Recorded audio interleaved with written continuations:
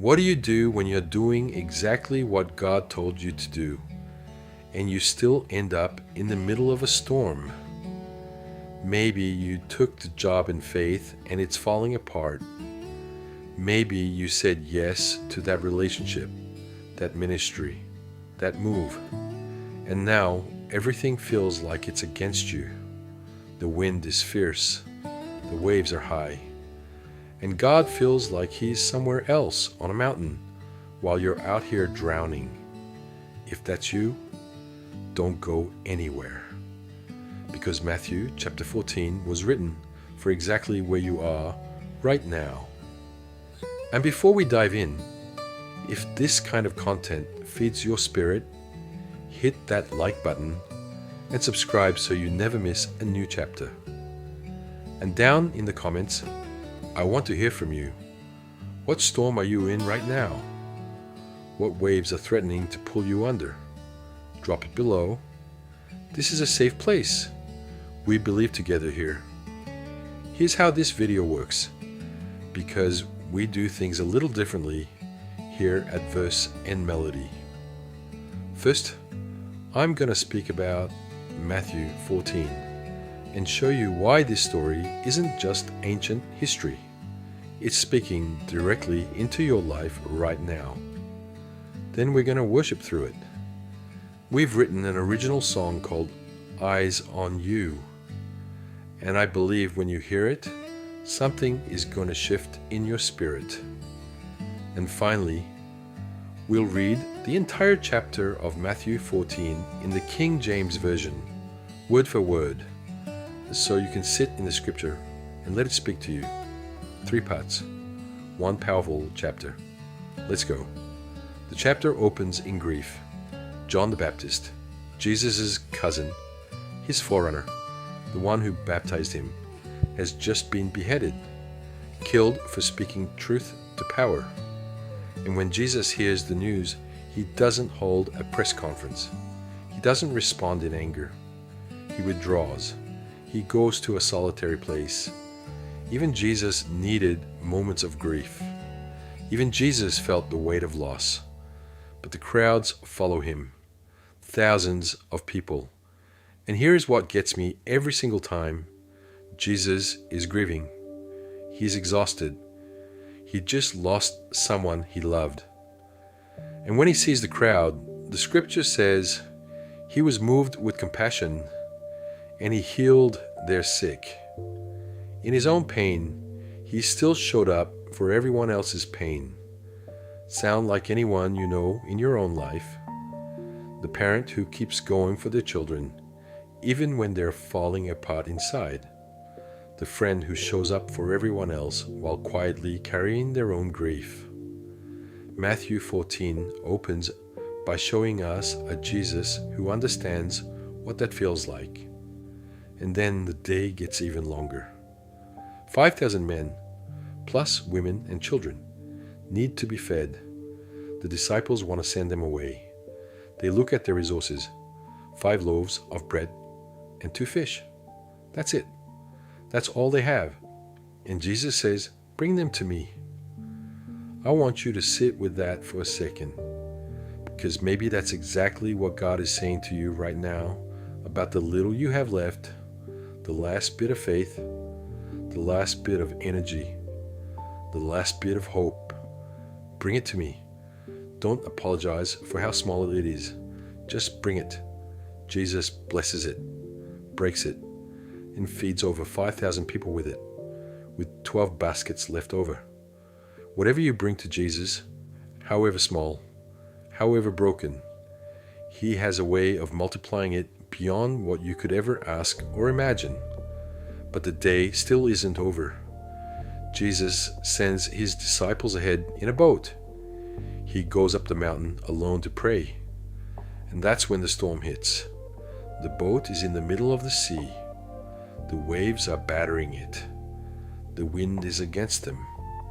These men are experienced fishermen. This is their world. And even they are struggling. And here is something I need you to catch. The disciples are in that storm because Jesus told them to get in the boat. They were doing exactly what he said. They were in the center of his will, and they still ended up in a storm.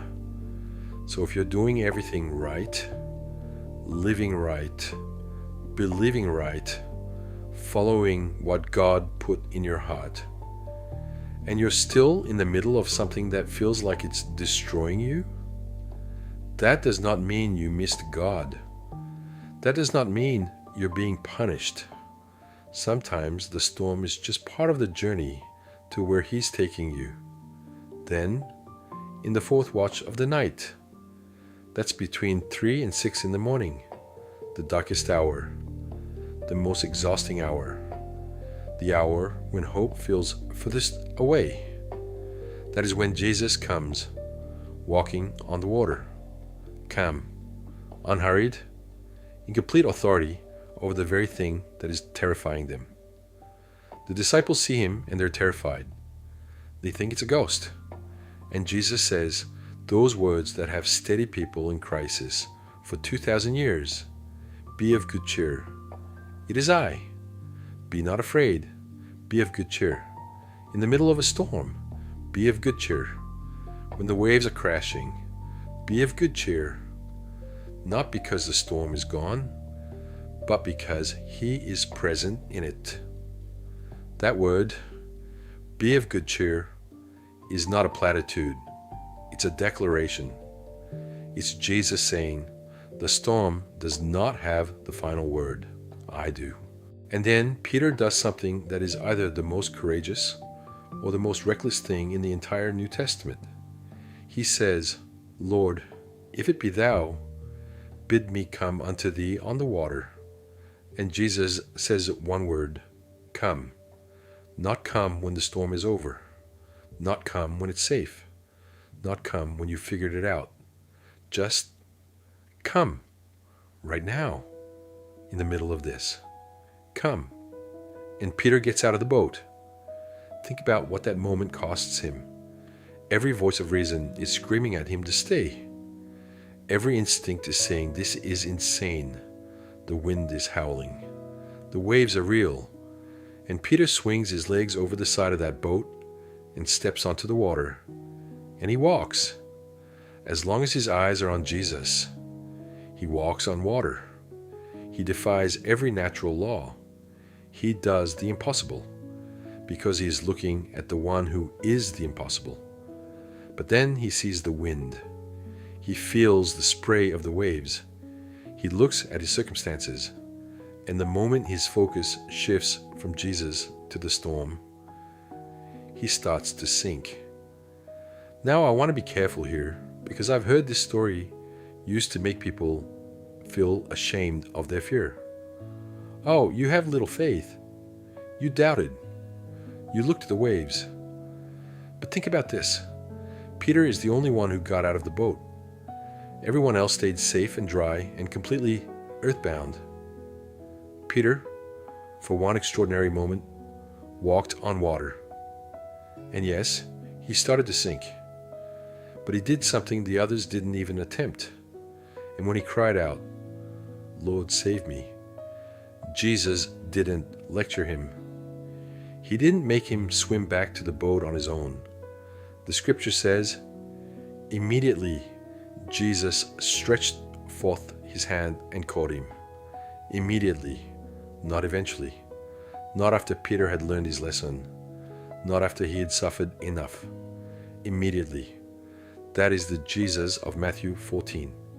The one who comes to you in the darkest hour of the night. The one who speaks peace into the storm. The one who says, come when everything in you is screaming, stay. The one who catches you the moment you cry out, immediately, without hesitation, without conditions. Maybe you're in that boat right now, safe, watching the storm from a distance, and Jesus is saying to you, come, step out, do the thing that looks impossible, take the risk that faith is requiring of you. Or maybe you're already in the water and you're sinking. You took the step, you tried, and now you're going under. Cry out. Right now, Wherever you are, Lord, save me. And know that His hand is already reaching. The storm didn't stop until Jesus got in the boat, and when He did, the wind ceased. And the disciples worshipped Him and said, "Of a truth, Thou art the Son of God." That is what the storm produces when we let Jesus into it. Not just survival, worship. Whatever you're walking through today, the storm at work, the storm at home, the storm in your own mind at 3 a.m, Jesus is walking toward you on the water. He's not panicking. He's not overwhelmed. And He's saying to you, "Be of good cheer. It is I. Be not afraid. Keep your eyes on Him. And when you start to sink, cry out. He's already reaching." We're going to worship now with our original song, Eyes on You. Let the words meet you wherever you are in this storm. And then we'll read every word of Matthew 14 together. Don't go anywhere. This is for you.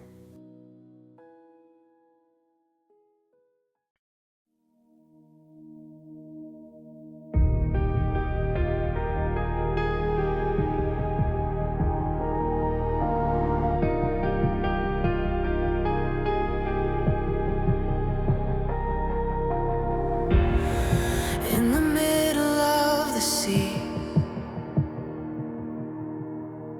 the storm is raging all around. The wind is fierce, the waves are high. I'm sinking, going down. But through the chaos, through the fear, I hear your voice call out to me. Take courage, it is I. Be of good cheer, don't be afraid. I'll keep my eyes on you when the waves try to pull me under. I'll keep my eyes on you. You're walking on the water. You calm the storm, you still the sea. You reach for me when I'm sinking. I'll keep my eyes on you, Jesus. My eyes are on you.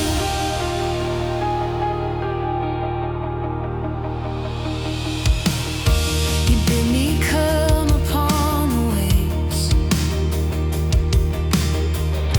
and I will step out of this boat. As long as I am looking at your face, I know that I can walk. But when I see the wind and waves, when circumstances overwhelm, I'm crying out, Lord, save me now. And you reach out your hand. I'll keep my eyes on you when the waves try to pull me under. I'll keep my eyes on you. You're walking on the water. You calm the storm, you still the sea. You reach for me when I'm sinking. I'll keep my eyes on you, Jesus. My eyes are on you.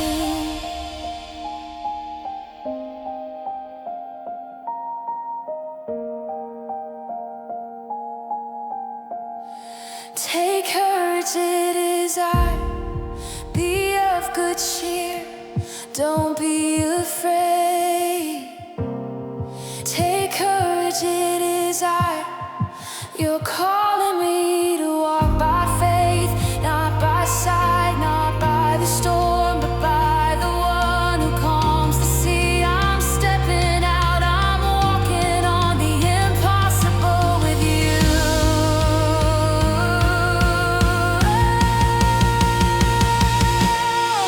I'll keep my eyes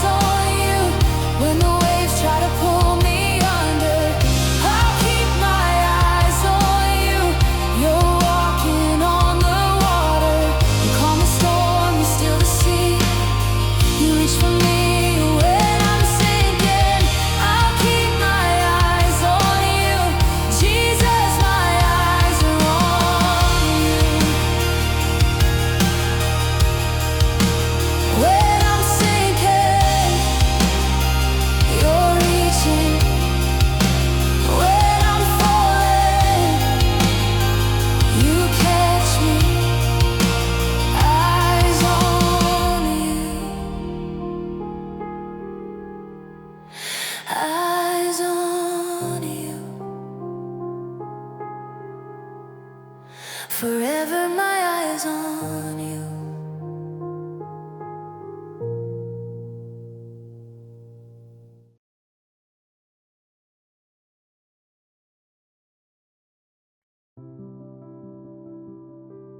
At that time Herod the Tetrarch heard of the fame of Jesus, and said unto his servants, This is John the Baptist. He is risen from the dead, and therefore mighty works do show forth themselves in him. For Herod had laid hold on John, and bound him, and put him in prison for Herodias' sake, his brother Philip's wife. For John said unto him, It is not lawful for thee to have her. And when he would have put him to death, he feared the multitude, because they counted him as a prophet. But when Herod's birthday was kept, the daughter of Herodias danced before them, and pleased Herod. Whereupon he promised with an oath to give her whatsoever she would ask. And she, being before instructed of her mother, said, Give me here John Baptist's head in a charger. And the king was sorry. Nevertheless, for the oath's sake, and them which sat with him at meat, he commanded it to be given her. And he sent and beheaded John in the prison. And his head was brought in a charger, and given to the damsel, and she brought it to her mother. And his disciples came, and took up the body, and buried it, and went and told Jesus. When Jesus heard of it, he departed thence by ship, into a desert place apart. And when the people had heard thereof, they followed him on foot out of the cities. And Jesus went forth, and saw a great multitude, and was moved with compassion toward them, and he healed their sick. And when it was evening, his disciples came to him, saying, This is a desert place, and the time is now past. Send the multitude away, that they may go into the villages, and buy themselves the victuals. But Jesus said unto them, They need not depart. Give ye them to eat. And they say unto him, We have here but 5 loaves and 2 fishes. He said, Bring them hither to me. And he commanded the multitude to sit down on the grass, and took the 5 loaves and the 2 fishes, and looking up to heaven, he blessed and brake, and gave the loaves to his disciples, and the disciples to the multitude. And they did all eat, and were filled, and they took up of the fragments that remained 12 baskets full. And they that had eaten were about 5,000 men, beside women and children. And straightway Jesus constrained his disciples to get into a ship, and to go before him unto the other side, while he sent the multitudes away. And when he had sent the multitudes away, he went up into a mountain apart to pray. And when the evening was come, he was there alone. But the ship was now in the midst of the sea, tossed with waves, for the wind was contrary. And in the 4th watch of the night, Jesus went unto them, walking on the sea. And when the disciples saw him walking on the sea, they were troubled, saying, It is a spirit. And they cried out for fear. But straightway Jesus spake unto them, saying, Be of good cheer, it is I, be not afraid. And Peter answered him and said, Lord, if it be thou, bid me come unto thee on the water. And he said, Come. And when Peter was come down out of the ship, he walked on the water to go to Jesus. But when he saw the wind boisterous, he was afraid, and beginning to sink, he cried, saying, Lord, save me. And immediately Jesus stretched forth his hand, and caught him, and said unto him, O thou of little faith, wherefore didst thou doubt? And when they were come into the ship, the wind ceased. Then they that were in the ship came and worshipped him, saying, Of a truth thou art the Son of God. And when they were gone over, they came into the land of Gennesaret. And when the men of that place had knowledge of him, they sent out into all that country round about, and brought unto him all that were diseased, and besought him that they might only touch the hem of his garment. And as many as touched were made perfectly whole.